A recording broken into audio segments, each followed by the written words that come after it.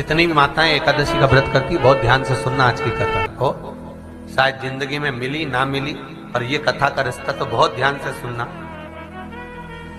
स्कंद पुराण यहां तक कहती है कि इस कथा के चरित्र को जो श्रवण कर लेता है उसको 26 एकादशी करना भी नहीं पड़ती। इस एकादशी की केवल ये कथा सुनकर ही वो तर जाता है। बहुत ध्यान से सुनना इसको, कथा को। एकादशी के दिन जब आप जल शंकर को चढ़ाने तो रोज ही जाते हैं। जब एकादशी का दिन रहे और शंकर जी के मंदिर में आप जल समर्पित करें तो 3 बार मुख से स्वधा स्वधा स्वधा या स्वधा स्तोत्र का पाठ, जिसमें 12 श्लोक 2-4 हैं। पैसा तो आ रहा है पर घर में टिक नहीं रहा। डॉक्टर में, पुलिस में, एक्सीडेंट आदि में, कहीं गलत जगह पर, व्यसन में अगर पैसा जा रहा है, जुए में, मांसाहार, मदिरा पान, या कहीं आया पैसा आने में कमी नहीं, आ रहा है पर टिक नहीं रहा, रुक नहीं रहा। कोई मांगने आ गया, दे दिया, फिर वहां से अपने पास नहीं आ रहा, अपन कह रहे हैं भैया हमारा पैसा लौटा दो, नहीं आ रहा। तो महाराज शिव महापुराण की कथा कहती है एकादशी के दिन गंगा के जल में मात्र 7 बेलपत्री डालकर जो नंदीश्वर भगवान अर्थात जो शंकर जी के शिवलिंग के सामने नंदी होता है, उस नंदी के चरण पर गंगा का जल चढ़ाकर बेलपत्री शिव पर समर्पित कर देता है, उसके घर में रुपया रुकना चालू हो जाता है। फिर वो गलत जगह पर नहीं जाता, गलत स्थान पर वो धन जाएगा ही नहीं। तूने संहार किया, मांग तुझे क्या चाहिए।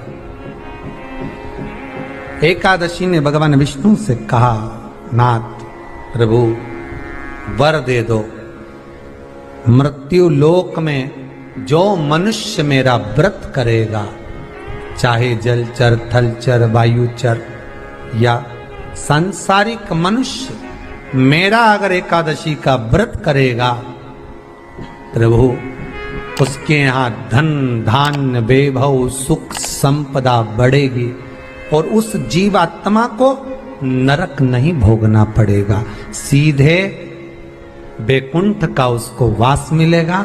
जब जीव आत्मा को लेकर चला जाएगा, यम के दूत जब बंदी बनाकर ले जा रहे होंगे उस जीवात्मा को जिसके प्राण छूटे होंगे, यम के दूत जब बंदी बनाकर ले जा रहे होंगे, तब मुझे वर दो कि मैं इसका हाथ पकड़कर बेतन्नी से पार उतार कर सारे नरकों से निकालती हुई आपके धाम में लेकर आऊं। भगवान ने वर दे दिया, तथास्तु।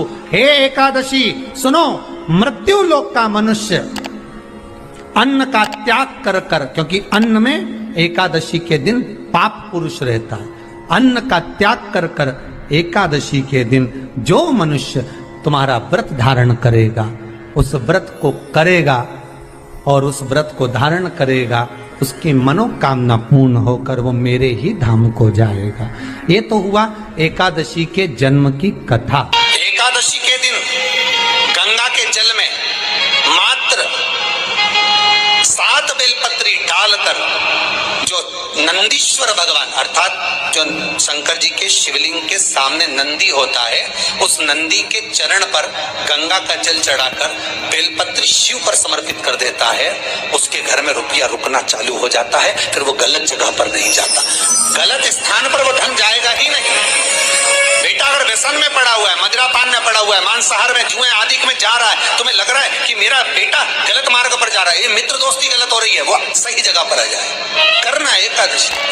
कई लोग इसको धन के लिए भी करते हैं, संपदा के लिए। संपदा के लिए अर्थात जिसका व्यापार नहीं चलता, जिसके घर में पैसा नहीं आता, या नौकरी नहीं लग रही, या सर्विस नहीं लग रही, आप अप्लाई कर रहे हो, जगह जगह जाकर इंटरव्यू भी दे रहे हो और पैसा नहीं आता, तो उसके लिए भी प्रयास किया जाता है। पर उसके लिए यहाँ पर जो धन के लिए करते हैं, उसके लिए विष्णुपदी के लिए करते हैं। मतलब जैसे गंगा के जल में तुलसी के 11 पत्ते डाले जाते हैं और उसको किसी भी नारायण के मंदिर में राम कृष्ण शिव शंकर नहीं, राम कृष्ण भगवान विष्णु दत्त आदि जितने नारायण के मंदिर हैं, उस मंदिर में किसी भी पात्र में, एक छोटे से पात्र में उसको भर कर रखी जाते हैं महाराज। उससे भी जॉब सर्विस नौकरी में सफलता प्राप्त हो जाती है, परंतु वो भी एकादशी को ही होता है। कुछ देर तक पात्र को रखा जाता है, फिर वही पात्र का जल किसी भी वृक्ष के नीचे डाल दिया जाता है, उससे भी नौकरी के लिए फायदा मिलता है। गंगा का जल कोई साधारण नहीं।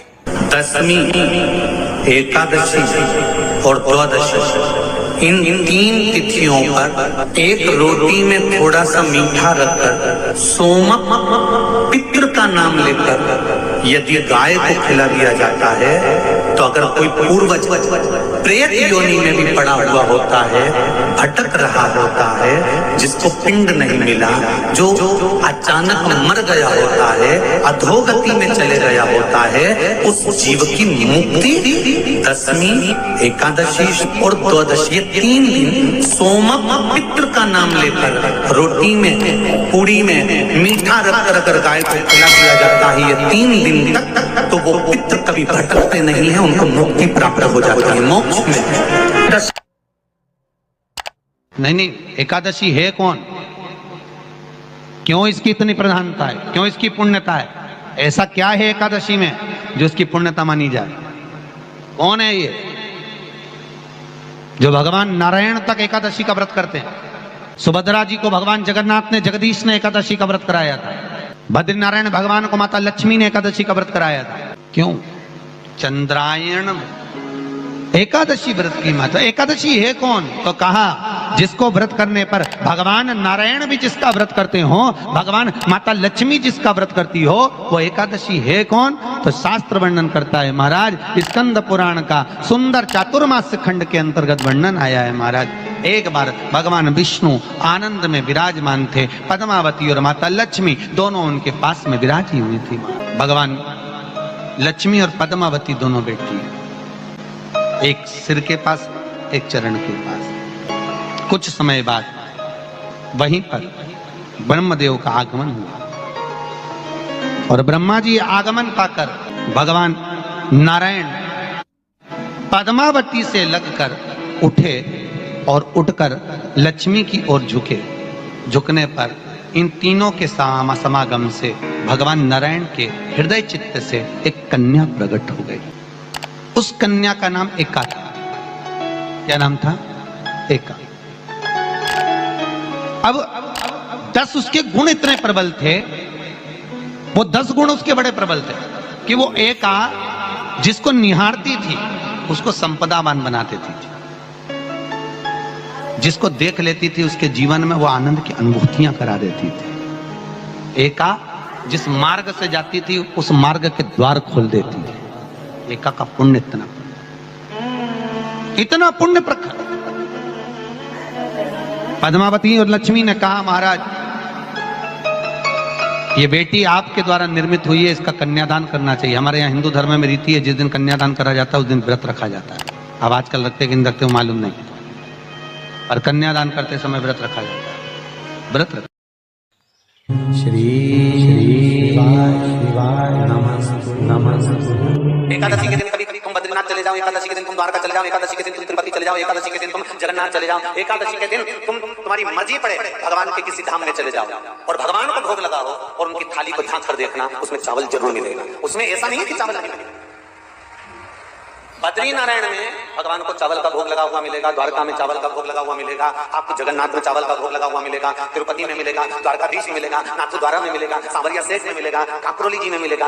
आप जहां जाओगे वहां पर एकादशी के दिन भगवान को चावल आएगा, क्योंकि भगवान के लिए परहेज नहीं है। जो काम में डूबा हुआ है, जो आसक्ति में डूबा हुआ है, जो लोभ में डूबा हुआ है, जो वासनाओं में डूबा हुआ है, जो तृष्णा में डूबा हुआ है, और जो माता के गर्भ से जन्म लिया, एकादशी के दिन चावल उसको नहीं खाना। एकादशी और द्वादशी के दिन हमारे हिंदू धर्म, हमारा शास्त्र कहता है, हमारे शास्त्र, हमारे वेद डॉक्टर वर्णन करते हैं कि पीपल के पत्ते को अगर एकादशी और द्वादशी के दिन एक तांबे के पात्र में गला कर रख दिया जाए और उस पानी का आचमन 3 बार करा जाए तो जिसकी नाड़ियां चोक भी हो जाती है, डॉक्टर बोले इसका बाईपास करना पड़ेगा, उसको केवल 3 आचमन पानी एकादशी और द्वादशी को पीपल के पत्ते का कराया जाए तो अंदर की नाड़ियां भी खुल जाती हैं। भगवान का एक नाम है अघोर। ब्रह्मा जी को दर्शन दिया, अघोर मतलब सिद्ध नाम। और बहुत ध्यान से सुनना भाई, बहुत प्रयास कर लिया आपने, कामना सिद्ध नहीं हो रही। 1 लोटा जल, एक जल का पात्र लीजिए, उस जल के पात्र को लेकर उसमें थोड़ा सा लाल चंदन डालकर बेलपत्री के वृक्ष के नीचे और देवादिदेव महादेव को चढ़ाना प्रारंभ कर। उसके बाद में एक लोटा जल स्वच्छ फिर शिव जी को श्री शिवाय नमस्तुभ्यं हम बोलकर आपकी कामना कहकर भगवान शिव पर अघोरेश्वर महादेव का नाम लेकर आप चढ़ाना प्रारंभ करिए। बाबा आपका कार्य 3 महीने के अंदर पूर्ण कर देगा, सफल। बेलपत्र होते हैं, उसकी इसको छेद तो करते नहीं है सुई से, बेलपत्र की डंडी को बांधते जाओ 108 बेलपत्र की माला बना लो और माला बनाकर भगवान शंकर के गले में, शंकर के शिवलिंग को जो चढ़ा देता है उसकी मनोकामना भगवान शंकर पूरी कर दे। 108 बेलपत्र की माला बनाकर शंकर भगवान को समर्पित करी जाती है। माता लक्ष्मी ने भगवान विष्णु को पाने के लिए तुलसी की माला बनाकर समर्पित करी थी, जैसे सती ने शिव को पाने के लिए, कामना को पूर्ण करने के लिए। शास्त्र कहता है घर के बुजुर्गों को, घर के बड़ों को, जेठ जेठानी हो, सास ससुर हो, घर में जो तुम्हारी उम्र से बड़ा हो, उसको आज पीला फूल या पीली चने की दाल या पीला वस्त्र, कुछ भी पीली सामग्री आज घर के बड़ों को देना चाहिए। क्यों देना चाहिए? तो शिव महापुराण की कथा कहती है कि जो शुक्ल पक्षी की एकादशी के दिन पीली वस्तु का दान दे देता है, घर के किसी ब्राह्मण को देने नहीं जाना, किसी मंदिर में देने नहीं जाना, आपके ही घर में, आपके ही घर के बड़ों को किसी भी पीली चीज का दान कर सकते। फूल हो, मिठाई हो, कोई अनाज हो, कोई वस्त्र हो, पीली वस्तु का दान दे। क्यों होगा? क्या होगा उससे? शिव महापुराण की कथा कहती है उससे जिंदगी में कभी बड़ी बीमारी प्रवेश नहीं करती। सनातन धर्म कहता है बट वृक्ष की पूजन करने वाला, बट वृक्ष के नीचे शिव की आराधना करने वाला, लोम समर्पित कर जल चढ़ाने वाले का जैसे कर्ज मुक्ति होती है, उसी तरह आंवले के वृक्ष के नीचे मात्र ताजा मिष्ठान दूध का बनाकर उस सामग्री को भगवान आंवले के वृक्ष के नीचे पूजन करने से लक्ष्मी और संपदा की वृद्धि होती है। शमी के वृक्ष के नीचे मात्र ओघड़दानी अवधूतेश्वर महादेव के नाम से, तो कहते हैं शरीर में बड़ी से बड़ी अगर बीमारी है, कहीं कैंसर जैसा रोग है या किडनी लीवर जैसा रोग है, कोई गांठ अगर शरीर में हो गई है, तो शमी के वृक्ष के नीचे दूध का जल थोड़ा सा हफ्ते में एक बार अवधूतेश्वर महादेव के नाम से समर्पित कर देने से रोग का निवारण होने लगता है, रोग थम जाता है और आगे नहीं बढ़ पाता और उसका इलाज चालू हो जाता है, सुख का अनुभव। बस एक बात का स्मरण रहे, आप आंवले के वृक्ष के नीचे अगर कोई भोग लगाया गया है पा सकते हैं, पीपल के वृक्ष के नीचे कोई भोग लगाया है पा सकते हैं, बट वृक्ष के नीचे कोई भोग लगाया गया है पा सकते हैं। जिस वृक्ष के नीचे भोग लगाओगे पालोगे, शमी वृक्ष का जो प्रसाद है वो आपको वहीं छोड़ना पड़ता है। हिंदू धर्म के 3 व्रत ऐसे हो गए जिनका पुण्य समाप्त नहीं हुआ महाराज। पहले नंबर पर एकादशी, दूसरे नंबर पर प्रदोष और तीसरे नंबर पर शिवरात्रि। एकादशी भी 26 है तो प्रदोष भी 26 है, शिवरात्रि केवल 12, और अगर अधिक मास की पड़ जावे तो ये 13, और अधिक की आय तो 13 है। तो यहाँ शास्त्र कह रहा है कि 3 व्रत हमारे यहाँ जिनका पुण्य समाप्त नहीं हुआ, जिनका पुण्य प्रबल हुआ, बड़ा, इसलिए आज भी माता एकादशी का व्रत करती है। और एकादशी का व्रत कर अगर कोई जीवात्मा को देते हैं, कोई मर भी गया तो उसको एकादशी का दान देते हैं। बहुत ध्यान से आज की कथा सुनना कि एकादशी का